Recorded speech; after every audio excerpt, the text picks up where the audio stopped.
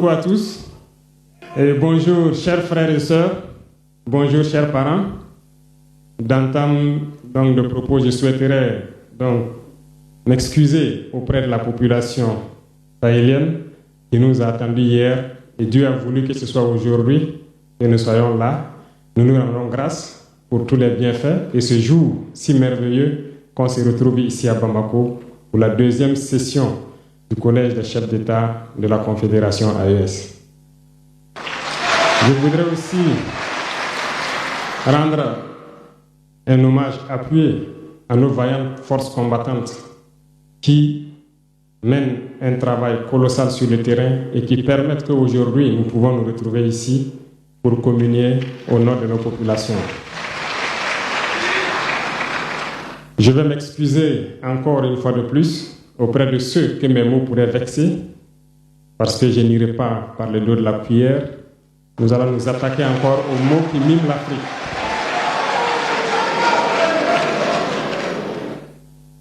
Vous avez certainement tous déjà entendu parler du printemps arabe. Ce phénomène qui a bouleversé la géopolitique du monde arabe, en commençant par le Maghreb, en Afrique et jusqu'en Asie, qui s'est manifesté avec des conséquences souvent désastreuses, des morts et des divisions par endroits, et des bouleversements politiques sans précédent dans d'autres endroits. Et je pense que tous les Africains devraient comprendre qu'est-ce que c'est que ce phénomène, d'où il vient, et qu'est-ce qu'il faut faire pour se prémunir d'un tel phénomène. Malheureusement, nous sommes au regret de constater que certains Africains ne se réveillent pas. Et ce que je vais dire n'est que ma pensée à moi, mon analyse, c'est qu'il y a quelque chose qui vient sur l'Afrique de l'Ouest, que j'ai appelé l'hiver noir. L'hiver noir arrive. Il sera un hiver très froid, un hiver sanglant, un hiver meurtrier. Vous allez me poser des questions, pourquoi? Eh bien, en fondant la Confédération de l'AES, nous avons senti ce froid venir. Et tous les jours que Dieu fait, nous nous évertuons à trouver des troncs d'arbres pour allumer un feu qui va réchauffer le cœur des Africains, un feu qui va réchauffer les mentalités et le sang des Africains pour nous unir autour. Nous nous sommes évertués également à faire la chasse aux loups pour essayer d'utiliser leur peau pour faire des manteaux pour nous protéger du froid de l'hiver. Nous nous sommes évertués à construire des montagnes, de grandes montagnes pour briser le vent de l'hiver qui devrait s'abattre sur nos communautés. Malheureusement, force est de constater que certains Noirs sont là tous les jours à arroser nos troncs d'arbres d'eau fraîche pour qu'ils ne puissent pas brûler. Ils se transforment en loups ou font en sorte que nous, chercheurs de loups, nous ne puissions pas surprendre le loup. Lorsque nous voulons construire nos montagnes, ils brisent les cailloux pour que nous ne puissions pas arriver. Pourtant, l'hiver arrive. Et quand l'hiver viendra, devrions-nous permettre à ceux-là qui combattent de venir se protéger avec nos manteaux qu'on a confectionnés, avec les montagnes qu'on a construites pour nous protéger des vents, ou encore se réchauffer avec nous autour du feu. Telle est la question qu'il faut qu'on se pose. Qu'adviendra-t-il donc du panafricanisme quand l'hiver viendra? L'hiver viendra parce que la guerre se transporte en Afrique de l'Ouest. Les impérialistes font tout pour mettre l'Afrique de l'Ouest à feu et à sang. Mais du sommet de l'État jusqu'à certaines populations, soit nous faisons semblant de ne pas voir venir le danger, ou bien nous sommes nous-mêmes complices de ce qui va arriver. Le chaos pourrait s'installer. Je dis bien pourrait s'installer. Beaucoup de gens pourraient mourir. Nous allons nous entretuer de manière tellement atroce que pendant ce temps, ils seraient là à piller nos richesses, à imposer leur volonté. Et ceux qui vont survivre de cette tragédie n'auront que deux choix. soit s'unir pour toujours contre l'impérialisme ou se résumer à être des esclaves jusqu'à disparaître. Il faut donc se prémunir de l'hiver noir qui vient. Nous ne pouvons pas comprendre que les Noirs en Afrique de l'Ouest ici prient Dieu que les terroristes tuent des populations noires. Nous ne pouvons pas comprendre que des chefs d'État lâches se cachent derrière des médias, soi-disant médias, pour décourager, insulter, activer la haine entre les populations. Ces individus qui sont sur leur plateau, qui tous les jours du matin au soir crachent leur venin toxique pour attiser la haine entre les communautés, ils sont généralement très vilains.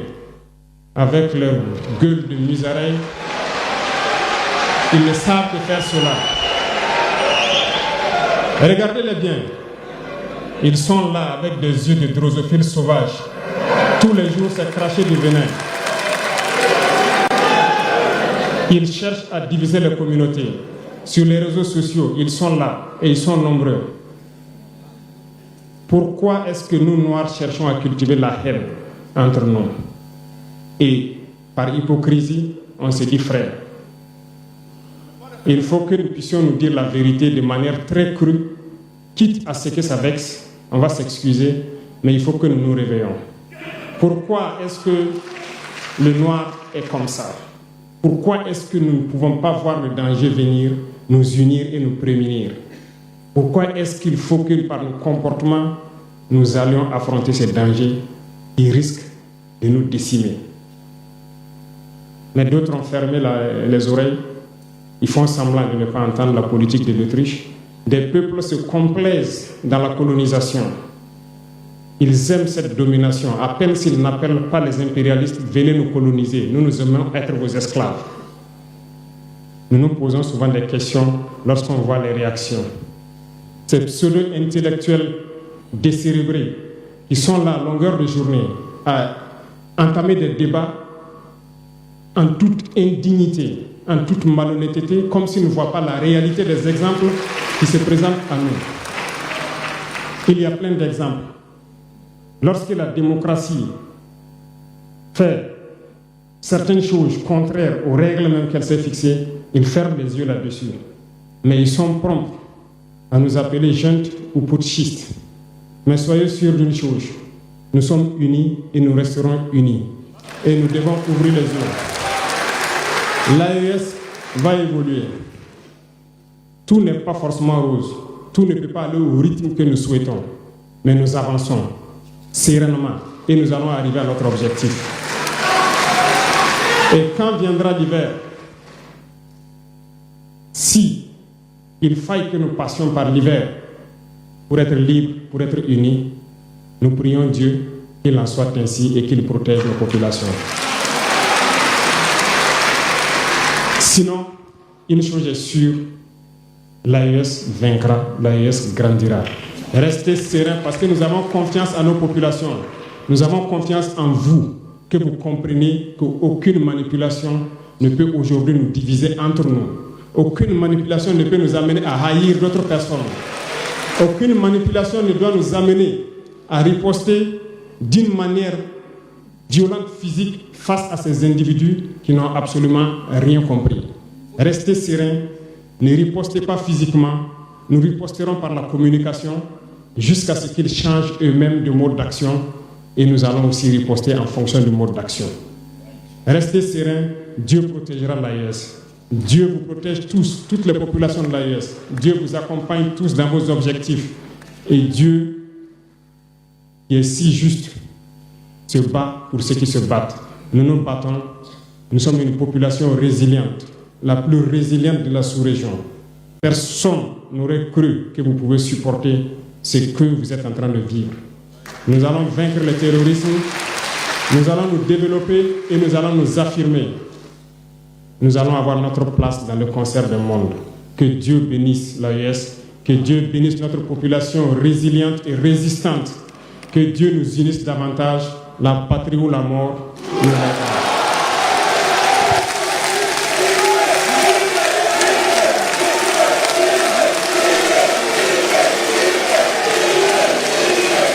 Merci.